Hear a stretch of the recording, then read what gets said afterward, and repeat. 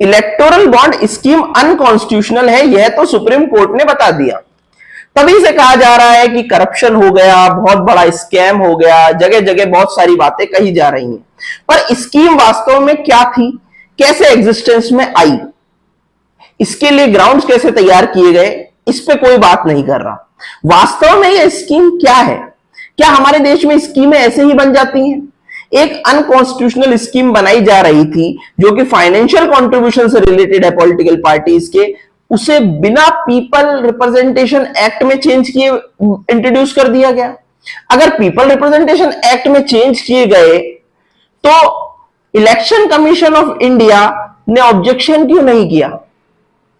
इसी तरह से यह स्कीम आरबीआई एक्ट में चेंज किए बिना भी इंट्रोड्यूस नहीं हो सकती। तो आरबीआई एक्ट में जब चेंज किए गए तो एक अनकॉन्स्टिट्यूशनल स्कीम को लेकर आरबीआई के द्वारा क्या कोई ऑब्जेक्शन नहीं किया गया? इस तरह के कई सवाल हैं। तो इन सवालों के जवाब आपको तब तक नहीं मिल सकते जब तक आप एक सिक्वेंशियल वे में यह नहीं समझें कि किस तरह से इस स्कीम को इंट्रोड्यूस किया गया, क्या क्या चेंजेस इसके लिए अलग अलग तरह के एक्ट्स में किए गए, कौन कौन से एक्ट्स बदले गए। चलिए एक सिलसिलेवार तरीके से गहराई से हर बिंदु पे हम चर्चा करते हैं कि किन किन एक्ट्स को चेंज किया गया, किस किस तरीके से अमेंडमेंट्स किए गए और ये स्कीम इंट्रोड्यूस हुई। उसके बाद आप खुद अंदाजा लगा पाएंगे कि किसका कितना कसूर है। सबसे पहले सुप्रीम कोर्ट ये मामला पहुंचा कैसे? एसोसिएशन फॉर डेमोक्रेटिक रिसर्च ने आर्टिकल 32 में रिट पिटीशन पेश कर इलेक्टोरल बॉन्ड की कॉन्स्टिट्यूशनल वैलिडिटी को चैलेंज किया। साथ ही साथ 2017 के 3 अमेंडमेंट जो फाइनेंशियल बिल में किए गए थे उनको चैलेंज किया गया। पहला एक्ट था इसमें reserve bank of India act, दूसरा पीपल रिप्रेजेंटेशन एक्ट और तीसरा कंपनी एक्ट। इन तीनों में फाइनेंशियल बिल द्वारा अमेंडमेंट किए गए थे 2017 में। अब हम एक एक करके इन अमेंडमेंट्स को देखेंगे ताकि इलेक्टोरल बॉन्ड स्कीम के सीक्वेंस को हम समझ पाए। तो अगला प्रश्न यहीं से आता है कि आरबीआई एक्ट में क्या चेंज किए गए। तो आरबीआई एक्ट की धारा 31 कहती है कि promissory note, bill of exchange और बॉन्ड इशू करना केवल आरबीआई का अधिकार है। इसको बदलकर धारा 31 में सब क्लॉज 3 जोड़ा गया जिसमें सेंट्रल गवर्नमेंट द्वारा ऑथराइज शेड्यूल बैंक्स को इलेक्टोरल बॉन्ड जारी करने का अधिकार दे दिया गया। इस अमेंडमेंट के जरिए बॉन्ड इशू करने का अधिकार जो केवल आरबीआई के पास था उसे शेड्यूल बैंक्स को दिया गया। लगभग हर ऐसा बैंक जिसकी पेड अप कैपिटल 5 लाख से ज्यादा है शेड्यूल बैंक में आता है। लगभग हर बैंक शेड्यूल बैंक में कवर हुआ। अगला प्रश्न कि कंपनी एक्ट और पीपल रिप्रेजेंटेशन एक्ट में क्या चेंजेस किए गए। इस प्रश्न का उत्तर हम 3 भागों में बांटकर आपको देंगे। पहला, पॉलिटिकल कंट्रीब्यूशन। कोई भी कॉर्पोरेट एंटिटी जब पॉलिटिकल पार्टीज को डोनेशन देती है तो उस रिगार्डिंग क्या चेंज किए गए। दूसरा, disclosure of information on contribution, यानी पॉलिटिकल पार्टी जब किसी से कंपनी से पैसा ले रही है तो उस देने वाले की आइडेंटिटी को कैसे हाइड किया जाएगा। तीसरा, टैक्स एग्जम्पशन फॉर डोनेशन। अगर कोई पॉलिटिकल पार्टी को डोनेशन दे रहा है तो उसको इनकम टैक्स में क्या एग्जम्पशंस मिलेंगे। सबसे पहले स्टार्ट करते हैं पॉलिटिकल कंट्रीब्यूशन के बारे में। कंपनीज एक्ट और पीपल रिप्रेजेंटेशन एक्ट में जब ये लागू हुए थे तब पॉलिटिकल कंट्रीब्यूशन से रिलेटेड कोई प्रोविजन थे ही नहीं। 1956 के कंपनी एक्ट को सबसे पहले 1960 में अमेंड किया गया जिसमें 293 धारा जोड़ी गई जिसके अनुसार पॉलिटिकल पार्टीज को 25,000 रुपए सालाना या फिर अपने प्रॉफिट का 5% तक कंपनी दे सकती है एज अ डोनेशन। 2013 में नया कंपनी एक्ट लागू होता है और इसकी धारा 182 कहती है कि जो पॉलिटिकल कंट्रीब्यूशन के बारे में यह बताती है कि इसके अनुसार अब कंपनी अपने प्रॉफिट का 7.5% तक किसी पॉलिटिकल पार्टी को डोनेशन दे सकती है। पर पब्लिक सेक्टर कंपनी और ऐसी कंपनी जिसको इनकॉर्पोरेट हुए 3 साल नहीं हुए वो नहीं दे सकती कंट्रीब्यूशन। बोर्ड ऑफ डायरेक्टर की मीटिंग में रेजोल्यूशन पास करके कंट्रीब्यूशन दिया जाएगा। साथ ही पॉलिटिकल पार्टीज को कितना डोनेशन दिया गया इसका रिकॉर्ड प्रॉफिट लॉस अकाउंट में डिस्क्लोज करना होगा। 2017 के फाइनेंशियल बिल ने 182 धारा को ही चेंज किया और उसमें एक प्रोविजो जोड़ दिया कि अब 7.5% ऑफ नेट प्रॉफिट नहीं, पॉलिटिकल पार्टीज को कितना भी कंपनी कंट्रीब्यूट कर सकती है, उसकी कोई लिमिट नहीं है। साथ ही 182 ही धारा की सब सेक्शन 3 में भी चेंजेस किए गए, जिसके अनुसार प्रॉफिट लॉस अकाउंट में डिस्क्लोज करने की जरूरत नहीं है कि हमने कितना किसी पार्टी को कंट्रीब्यूट किया। इसी धारा में एक नई सब क्लॉज जोड़ा गया 3A, जिसमें पॉलिटिकल पार्टी को कंट्रीब्यूशन चेक द्वारा, इलेक्ट्रॉनिक क्लियरिंग सिस्टम द्वारा या फिर किसी ऐसे इंस्ट्रूमेंट द्वारा दिया जा सकता है जिसको गवर्नमेंट ने स्कीम द्वारा लॉन्च किया हो। मतलब गवर्नमेंट ने एक इंस्ट्रूमेंट लॉन्च किया जिसका नाम था पॉलिटिकल इलेक्टोरल बॉन्ड, और स्कीम थी इलेक्टोरल बॉन्ड स्कीम। यानी कंपनी इलेक्टोरल बॉन्ड स्कीम खरीदकर पॉलिटिकल पार्टीज को अब कंट्रीब्यूट कर सकती। इस तरह से कंपनी एक्ट में किए गए अमेंडमेंट्स ने इलेक्टोरल बॉन्ड के लिए एक ग्राउंड तैयार किया। अब हम अगले पॉइंट पे आते हैं कि जो लोग पॉलिटिकल पार्टीज को डोनेशन देंगे उन्हें इनकम टैक्स में क्या फायदा मिलेगा। शुरुआत में 1978 में इनकम टैक्स एक्ट में 13A जोड़ी गई, सब सेक्शन 13A जोड़ा गया, जिसमें पॉलिटिकल कंट्रीब्यूशन के बारे में था कि पार्टीज की जो इनकम है, जो कंट्रीब्यूशन से होती है, उसे इनकम तो माना जाएगा लेकिन इनकम टैक्स से एग्जम्प्ट किया जाएगा। पॉलिटिकल पार्टीज को 20,000 से ज्यादा डोनेशन देने वालों के नाम, एड्रेस, अकाउंट का रिकॉर्ड रखना होगा और अपने अकाउंट किसी अकाउंटेंट से ऑडिट कराने होंगे। सन 2003 में इनकम टैक्स एक्ट में 2 धाराएं जोड़ी जाती हैं, 80GGB और 80GGC, जिसके अनुसार पॉलिटिकल पार्टी को दिया गया डोनेशन टैक्स डिडक्टेबल होगा।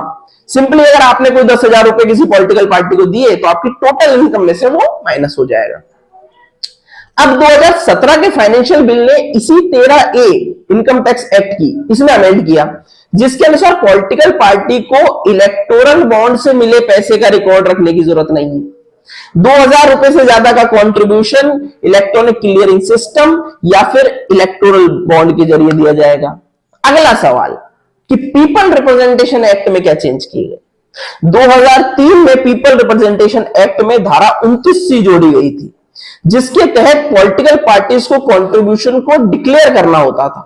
पॉलिटिकल पार्टी 20,000 रुपए से ज्यादा कंट्रीब्यूट करने वालों के नाम एक रिपोर्ट बनाकर इलेक्शन कमीशन ऑफ इंडिया को सौंपती थी।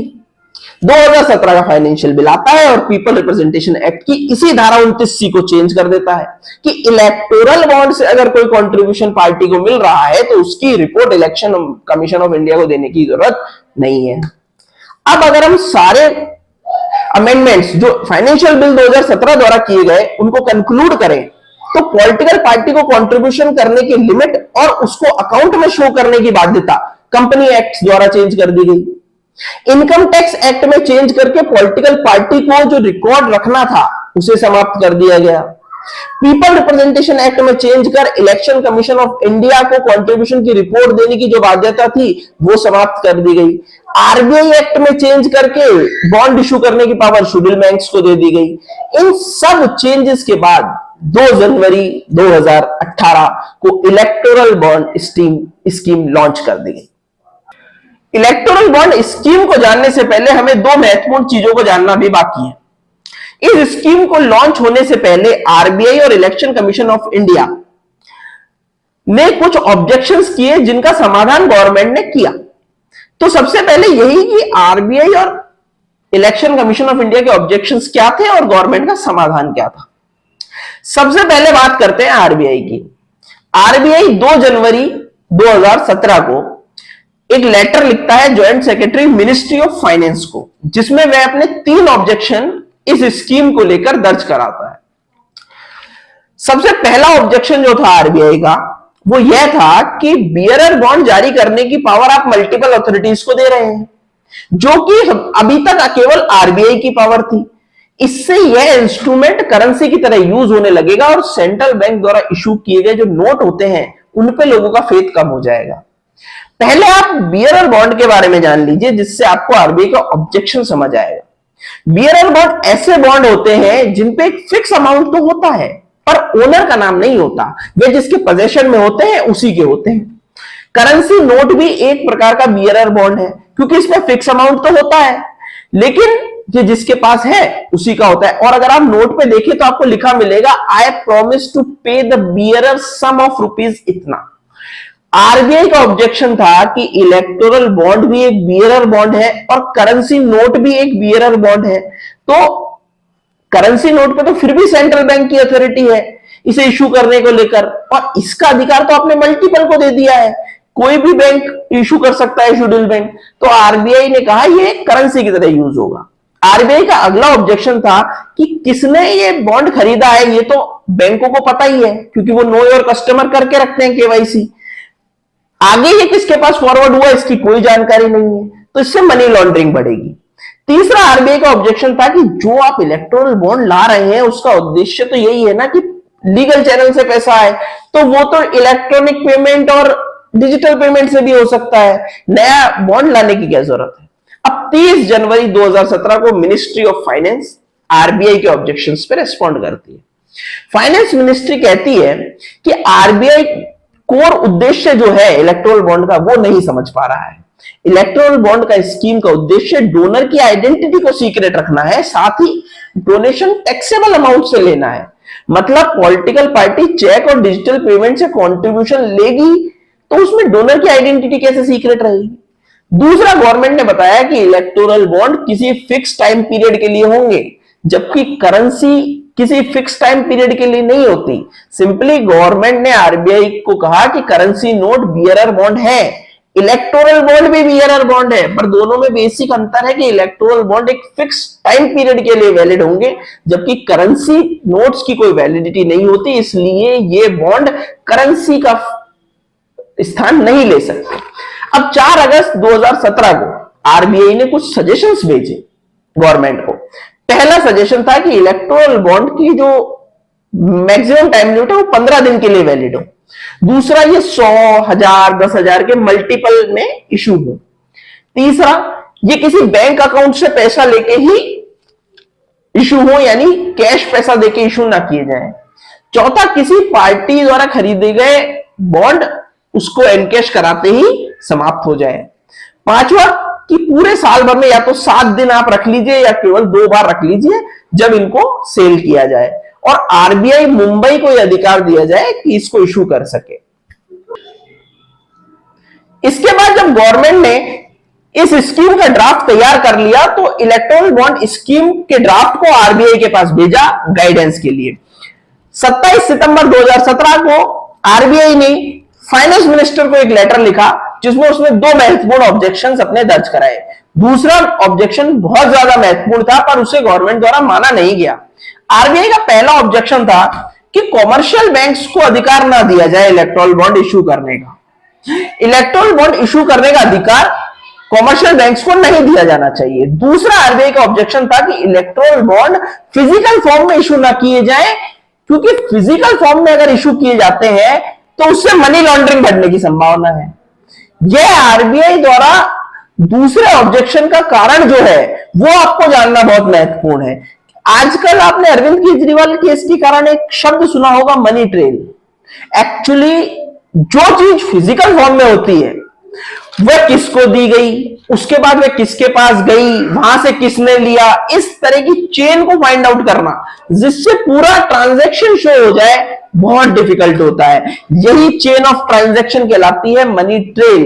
और इस मनी ट्रेल को फाइंड आउट करने के लिए ही आरबीआई ने कहा कि इलेक्टोरल बॉन्ड इशू करे जाए तो इलेक्ट्रॉनिक फॉर्म में किए जाए, फिजिकल फॉर्म में ना किए जाए, पर यह बात आरबीआई की मानी नहीं गई। 26 मई 2017 को इलेक्शन कमीशन ऑफ इंडिया एक लेटर लिखता है ministry of law and justice को। लेटर में कहा गया कि फाइनेंशियल बिल 2017 ने अनलिमिटेड पॉलिटिकल फंडिंग के लिए जो कंपनी एक्ट में चेंज किए हैं और उसे शो भी नहीं करना पड़ेगा कंपनीज को अपने प्रॉफिट लॉस अकाउंट में, तो ये चेंजेस जो है ये ब्लैक मनी को बढ़ावा देंगे पॉलिटिकल फंडिंग में। Finally election commission of India, RBI, ministry of law and justice के ऑब्जेक्शन सजेशंस को लेते हुए 2 जनवरी 2018 को स्कीम लॉन्च करी। मिनिस्ट्री ऑफ फाइनेंस के अंतर्गत आने वाले इकोनॉमिक्स अफेयर डिपार्टमेंट ने इसे नोटिफाई किया। इस स्कीम के तहत कोई भी इंडिविजुअल या कोई भी कंपनी अपनी मनचाही पार्टी के लिए इलेक्टोरल बॉन्ड खरीद सकते हैं। पॉलिटिकल पार्टी उसे अपने अकाउंट में एनकैश करा सकती है। बॉन्ड के ऊपर किसी का नाम नहीं होगा और बॉन्ड इशू करे जाएंगे स्टेट बैंक ऑफ इंडिया द्वारा, यानी केवल स्टेट बैंक ऑफ इंडिया को अधिकार दिया गया इशू करने का। बॉन्ड 15 दिन के लिए वैलिड होंगे।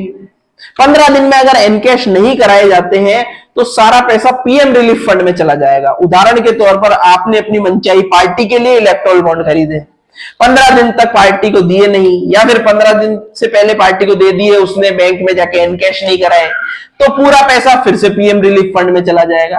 तभी तो आपने कई पॉलिटिकल पार्टीज को ये कहते सुना होगा कि पीएम रिलीफ फंड में जो पैसा है वो तो हमारा डोनेशन का पैसा है जो पीएम रिलीफ फंड में चला गया एनकैश ना कराने के कारण। यह बॉन्ड 100,000, 10,000 के मल्टीपल में इशू किए जाएंगे। ये बात आरबीआई ने ही सजेस्ट की थी जो मान ली गई। हर क्वार्टर यानी 3 महीने में 10 दिन के लिए आपके पास टाइम होगा, आप इन्हें खरीद सकते हैं जनवरी, अप्रैल, जुलाई और अक्टूबर में। लोकसभा चुनाव से 30 दिन का समय दिया जाएगा लोकसभा चुनाव से पहले, ताकि आप इन बॉन्ड्स को खरीद सके, पर लोकसभा चुनाव आते आते तो ये अनकॉन्स्टिट्यूशनल हो गए। बैंक खरीदने वाले की इंफॉर्मेशन सीक्रेट रखेगा। अब जब ये केस सुप्रीम कोर्ट पहुंचा तो सुप्रीम कोर्ट के सामने 2 महत्वपूर्ण प्रश्न थे। सुप्रीम कोर्ट हर चीज को फंडामेंटल राइट के ऊपर टेस्ट करता है और उसे कॉन्स्टिट्यूशनल या अनकॉन्स्टिट्यूशनल घोषित करता है। पहला सवाल था कि जो अनलिमिटेड कंट्रीब्यूशन के लिए कंपनी एक्ट में चेंज किया गया है, क्या वो राइट टू इक्वलिटी आर्टिकल 14 का हनन है? दूसरा, इंफॉर्मेशन डिस्क्लोज ना करने से रिलेटेड जो पीपल रिप्रेजेंटेशन एक्ट और इनकम टैक्स एक्ट में चेंजेस किए गए हैं, क्या वो राइट टू इंफॉर्मेशन का हनन है, जो कि आर्टिकल 19(1) सब क्लॉज ए में फंडामेंटल राइट है? इस केस में एसोसिएशन ऑफ डेमोक्रेटिक राइट्स की तरफ से जो एडवोकेट थे वो प्रशांत भूषण थे, उनका बहुत बहुत साधुवाद। दोनों पक्षों की दलीलें बहुत बड़ी थी, यहां बताना असंभव है हमारे लिए, इसलिए हम सीधे कंक्लूजन पे आ रहे हैं। कोर्ट ने फाइनेंशियल बिल 2017 के तीनों अमेंडमेंट्स को राइट टू इक्वलिटी और राइट टू इंफॉर्मेशन का हनन मानते हुए अनकॉन्स्टिट्यूशनल घोषित किया, और जैसे ही इन अमेंडमेंट्स को अनकॉन्स्टिट्यूशनल घोषित किया गया, स्कीम अपने आप ही रद्द हो गई। साथ ही कोर्ट ने आरबीआई को भी निर्देशित किया कि आप 3 वीक्स के भीतर इलेक्टोरल बॉन्ड्स लेने वालों की जानकारी, उनका data election commission of India के साथ शेयर कीजिए और इलेक्शन कमीशन ऑफ इंडिया उसे अपनी वेबसाइट पर डाले ताकि वो सार्वजनिक किया जा सके। 15 फरवरी 2024 का यह डिसीजन था। 6 मार्च तक एसबीआई को डाटा शेयर करना था इलेक्शन कमीशन ऑफ इंडिया के साथ, और 13 मार्च तक इलेक्शन कमीशन ऑफ इंडिया को उसे अपनी वेबसाइट पे प्रकाशित करना था। पर एसबीआई ने डाटा 3 वीक्स में शेयर नहीं किया इलेक्शन कमीशन ऑफ इंडिया के साथ। पिटिशनर फिर पहुंचे सुप्रीम कोर्ट कि साहब हम तो जब भी एसबीआई जाते हैं तो एसबीआई वाले कह देते हैं लंच चल रहा है। तो अब एसबीआई ने पिटिशनर्स की पिटिशन पर एसबीआई को लंच करने बुलाया सुप्रीम कोर्ट, और एसबीआई को ऐसा लंच कराया कि 5 दिन के भीतर एसबीआई ने सारा डाटा अपनी वेबसाइट पे प्रकाशित कर दिया। आज आपके सामने पब्लिक डोमेन में है कि किस पार्टी को कितना डोनेशन मिला, किस कंपनी ने कितना डोनेशन दिया। जब आप उस डाटा को देखेंगे और ये सारी इंफॉर्मेशन, किसको कितना पैसा मिला, ये जनरल इंफॉर्मेशन कई सोर्सेज से, अखबारों से आपको मिल जाएगी। हमारा काम था आपके सामने फैक्ट प्रदर्शित करना, जो फैक्ट आपको पिक्चर के पीछे नहीं बताए जा रहे थे कि किस तरह से ये स्कीम आई और क्या क्या चेंजेस के जरिए कैसे कैसे ऑब्जेक्शंस को दूर करते हुए किन किन के ऑब्जेक्शंस थे इस स्कीम को लॉन्च कर दिया गया। अगर आप हमारा ओपिनियन पूछें तो हमारे ओपिनियन में ऐसा होता है, ऐसा हर बार देखा गया है कि जो पार्टी रूलिंग होती है उसके पास पॉलिटिकल कंट्रीब्यूशन आता तो ज्यादा ही है, क्योंकि जो कंट्रीब्यूशन दे रहा है वो फायदा तो लेगा, और फायदा किससे लेगा? जो रूलिंग पार्टी होगी उसी से। लेकिन पहले ये खेल थोड़ा छुप के चलता था, इस दौर में केवल इतना सा हुआ है कि ये खेल, जैसा वो कहावत है, खुला खेल फर्रुखाबादी हो गया है। और इसके पीछे का कारण भी गवर्नमेंट को दी गई पावर है। गवर्नमेंट को पावर जनता ने जो दी है वो इतनी दी है कि वो हर चीज को पास करा सकती है, और इसीलिए देश में विपक्ष का होना आवश्यक है। जब देश में विपक्ष नहीं होता तो इस तरह के एसोसिएशंस को, जिनको हम बहुत बहुत धन्यवाद करना चाहते हैं,